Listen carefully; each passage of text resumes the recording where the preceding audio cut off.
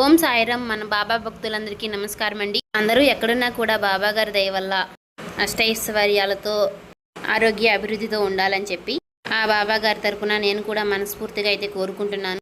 ఈ రోజు వీడియోలో ఆ బాబా గారి తరపున మనకు వచ్చినటువంటి సందేశం ఏమిటి అంటే కనుక, రేపటి రోజున తెల్లవారితే మీ ఇంట్లో ఒక అద్భుతాన్ని నేను చూపించబోతున్నాను. ఈ సాయి పైన నమ్మకం ఉంటే నేను చెప్పినటువంటి సందేశాన్ని ఆలకించి చూడు అని బాబా గారు ఈ రోజు ఒక చక్కటి సందేశం ద్వారా మన ముందుకైతే వచ్చారండి.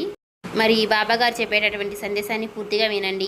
బాబాగారు ఈరోజు మనకు ఒక అద్భుతమైనటువంటి సందేశాన్ని తీసుకొచ్చారు. అంటే అందులో ఉన్నటువంటి అర్థం పరమార్థం ఏమిటి అంటే, మీరు తప్పకుండా ఖచ్చితంగా ఈ వీడియోని ఎక్కడ కూడా మీరు స్కిప్ చేయకుండా చివరి వరకు వింటేనే బాబాగారు మా మాటల్లో ఏం చెప్తున్నారో మీకు పూర్తిగా అర్థమవుతుందండి. స్కిప్ చేయకండి, ఇప్పుడే పూర్తిగా వినండి. ఇప్పుడు మేమేం చెప్తున్నామో మీకు పూర్తిగా అర్థమవుతుంది.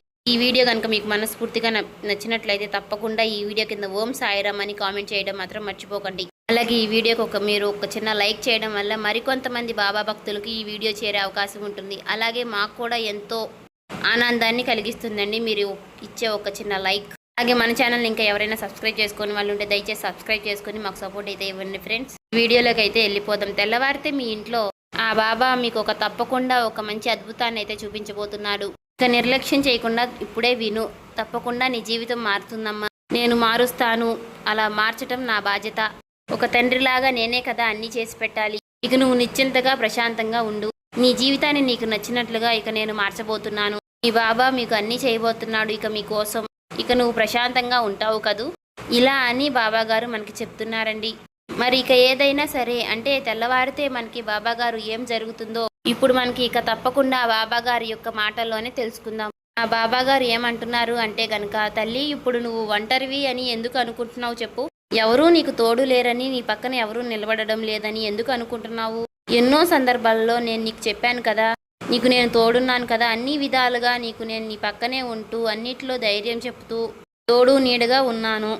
మరి ఆ ధైర్యం ఏమైపోయింది? ఎందుకు నువ్వు నా మీద ఉన్నటువంటి నమ్మకాన్ని పోగొట్టుకుంటున్నావు? ఎందుకు నువ్వు ఎప్పుడూ కూడా ఒంటరిగా ఉన్నాను అని దిగులు పడిపోతూ దిగాలుగా ఉంటున్నావు? అసలు నువ్వు అలా అనుకోవద్దు. ఏకాంతంలో ఉన్నాను అన్నట్లుగా నువ్వు జీవిస్తున్నావు కాబట్టే 4 గోడల మధ్య కూర్చుని కన్నీటి రూపంలో నీ బాధను బయటికి పంపిస్తూ, నాకు తోడుగా ఎవరూ లేరు, నా బాబా కూడా నన్ను వదిలేశారు, ఇక జీవితం అంతా కూడా నేను ఇలా ఒంటరిగా ఉండిపోవాల్సిందే, ఇంకా నాకు తోడుగా ఎవరూ రారా అని ఇలా నువ్వు రకరకాలుగా నీకు నువ్వే ఊహించుకుంటూ ఉంటున్నావు. నీలో నువ్వే కృమిలిపోతూ ఆలోచనలు చేసుకుంటూ ఉంటున్నావు. అందరితో కూడా ఎంతో ప్రేమగా ఉంటున్నావు కదా, నా బంధాన్ని ప్రాణం కన్నా ఎక్కువగా ఇష్టపడుతున్నారు కదా, ప్రతి క్షణం నా బంధాన్ని జాగ్రత్తగా చూసుకుంటూ ఉంటున్నానే. అలాగే నా పిల్లలకు ఏ బాధ వచ్చినా, ఏ కష్టం వచ్చినా, ఏ అనారోగ్య సమస్యలు వచ్చినా సరే నేను వెంటనే ముందుకు వచ్చి, బాబా నాకు ఎందుకు ఇలా జరుగుతుంది అని, నా పిల్లలకు నాకు మంచి ఆరోగ్యాన్ని ప్రసాదించు అని, నా పిల్లలు బాగుండాలి, నా కుటుంబ సభ్యులు సంతోషంగా ఉండాలి అని, ఇలా ప్రశాంతంగా ఉండాలి అని నేను ప్రతి క్షణము కూడా నేను నా బిడ్డల కోసం, నా బంధం కోసం, నా కుటుంబ సభ్యుల కోసం క్షణక్షణము నేను తలడెళ్ళిపోతున్నాను కదా. మరి ఎందుకని బాబా నన్ను ఎవరు కూడా పట్టించుకోవడం లేదు, అసలు నన్ను ఎందుకు ఎవరు కూడా నన్ను అర్థం చేసుకోవడం లేదు అని బాధపడుతూ ఉన్నావు కదా. నేను చెప్పినవన్నీ కూడా అక్షర సత్యాలే బాబా అని నువ్వు అంటున్నావు కదమ్మా. ఇవన్నీ కూడా ప్రస్తుతం నువ్వు అవన్నీ కూడా అనుభవిస్తూనే ఉన్నావు. నీ మనసులో ఇవన్నీ కూడా ప్రశ్నలు తిరుగుతూ ఉన్నాయి కదా. అయితే నీ బాబా యొక్క సమాధానం నువ్వు తప్పకుండా విను. నీ బంధం నిన్ను పట్టించుకోవడం లేదు అని, నీ పిల్లలు కూడా నిన్ను లెక్క చేయడం లేదని, కుటుంబంలో ఎవరు నిన్ను అర్థం చేసుకోవడం లేదని, నీ మనసులో ఉన్నటువంటి బాధని ఎవరు పట్టించుకోవడం లేదని ఎక్కువగా దిగులు పడుతూ ఉన్నావు కదా. నేను ఒంటరిని అని నువ్వు కూలిపోతూ ఉన్నావు కూడా. చాలాసార్లు కూడా ఇలా ఏడుస్తూ దుఃఖిస్తూ కూర్చున్నావు. ఎక్కడికి వెళ్ళాలో తెలియదు. ఈ 4 గోడల వద్ద ఈ జీవితాన్ని గడపలేకపోతున్నాను. నాకు కూడా బయటికి వెళ్ళాలని, అందరితో సంతోషంగా ఉండాలని, అందరితో కలిసి సమయాన్ని కేటాయించాలి అని ఎంతో ఆశగా ఉంటుంది. కానీ నన్ను అర్థం చేసుకోవాల్సినటువంటి నా బంధమే ఇలా నన్ను దూరం పెడుతున్నప్పుడు నేను ఎవరికి చెప్పుకోవాలో నాకు అర్థం కాక ఎంతో దిగులుగా కూర్చున్నావు. నీకున్నటువంటి బాధను ఎవరు కూడా ఎప్పుడూ కూడా పట్టించుకోవడం లేదని నువ్వు ఒంటరిగా కూర్చుని కుమిలిపోతూ బాధపడుతూ ఉంటున్నావు. చూడమ్మా, ఇక నువ్వెప్పటికీ కూడా ఒంటరివి అని అసలు ఎప్పుడూ కూడా బాధపడకు. అసలు నీ మీద ఎవరు ఎక్కువ ప్రేమను చూపిస్తున్నారో, అలాగే ఎవరు నీ మీద ఎక్కువ గౌరవాన్ని చూపుతూ ఉన్నారో, ఎవరు నీతో ఎక్కువగా మంచిగా ప్రవర్తిస్తూ ఉన్నారో, ఎవరైతే నీకు మంచి చెప్తున్నారో, ఎవరు నీకు చెడు చేస్తున్నారో, ఇక నువ్వు కూడా వాళ్ళతో అలాగే ప్రవర్తించి చూడు. ఒకటి మాత్రం గుర్తుపెట్టుకో, నీ కుటుంబం నిన్ను ఏదో అంటుందని, నేను కూడా నిన్ను అర్థం చేసుకోవడం లేదు అని, వాళ్ళ పైన ఉన్నటువంటి కోపాన్ని మాత్రం ఇంకా ఇంకా పెంచుకోవద్దు. ఎంత కాదనుకున్నా వాళ్ళు నీ కుటుంబ సభ్యులే కదా చెప్పు. ఎందుకంటే నీ కుటుంబ సభ్యులలో నువ్వు ఎవరు ఏదన్నా సరే నువ్వు బాగుండాలనే వాళ్ళు ఒక మాట అన్నా సరే వాళ్ళు అలాగే చెప్తారు. వాళ్ళు అర్థం చేసుకోలేకపోయినా సరే నీ మంచే కోరుకుంటూ ఉంటారు. అందుకనే వాళ్ళ మాటలు వారు కొంచెం కటువుగా మాట్లాడినప్పటికీ కూడాను వారిని అర్థం చేసుకోవడానికి నువ్వు ప్రయత్నించు తల్లి. ఎవరూ లేరని వాళ్ళకే తెలుస్తుంది మనుషుల విలువ, బంధం విలువ. ఎలా ఉంటారు అని మనిషి ఉన్నప్పుడు తెలియదు కదా. కాబట్టి అర్థం చేసుకో, నీకు అన్నీ అర్థమవుతాయి. వాళ్ళు కొద్ది రోజుల్లో నీతో తప్పకుండా మాట్లాడుతారు. మాట్లాడకపోతే ఇంకా వాళ్ళు నాతో మాట్లాడడం లేదు, నన్ను అర్థం చేసుకోవడం లేదు బాబా అని నా వద్దకు వచ్చావో నేను వాళ్ళు మాట్లాడేలాగా తప్పకుండా చేస్తాను. చూడమ్మా ఎంత దిగులుగా ఉన్నావో. నువ్వు నిజమైనటువంటి బాధను ఎప్పుడు అనుభవిస్తున్నావో తెలుసా. నీ పరిస్థితిని నీ కుటుంబంతో పంచుకొని వారి కుటుంబంలో మనుషులు ప్రేమానురాగాలతో ఆప్యాయతతో ఉండాలని కానీ ఏదీ తెలియకుండా ఒకరి మీద ఒకరు అనుమానంతో కోపంతో నిన్ను బాధ పెట్టిన తర్వాత వారిని కూడా బాధ పెట్టడం, అర్థం చేసుకోలేదని నువ్వు వారిని విస్మరించాలి అని చేస్తే మాత్రం కుటుంబం చిన్న భిన్నం అవుతుంది. నీ కుటుంబం పైన ఉన్నటువంటి నీ అభిప్రాయాన్ని ఎచ్చెలుగా చెప్పుకోవచ్చు. అంతేకాని మాట పట్టింపుల్ని, బంధాలని దూరం చేసుకోవడం కానీ అలా చేసుకోకూడదు. నీ గురించి వారి మనసులో వాళ్ళు ఏమనుకుంటున్నారో తెలియదు కదా. కానీ వారికి ఉన్నటువంటి టెన్షన్లు, వారికి ఉన్నటువంటి బిజీ లైఫ్, బిజీ పనులు వారిని అలా మార్చేస్తుందన్నమాట. కాబట్టి ఒకరు ఎవరు ఎలా ప్రవర్తించినా సరే అలానే తిరిగి నువ్వు మళ్ళీ వాదనకు దిగితే ఇది చాలా అనార్థంగా ఉంటుంది. కాబట్టి వారి మనసును నువ్వు అర్థం చేసుకో. అపార్థం ఎప్పుడూ కూడా చేసుకోవద్దు. ఒక మెట్టు దిగితే గానీ అప్పుడే కదా మనకి బంధాల విలువ తెలిసి వారి యొక్క విలువ అనేది మనకి అర్థమయ్యేది.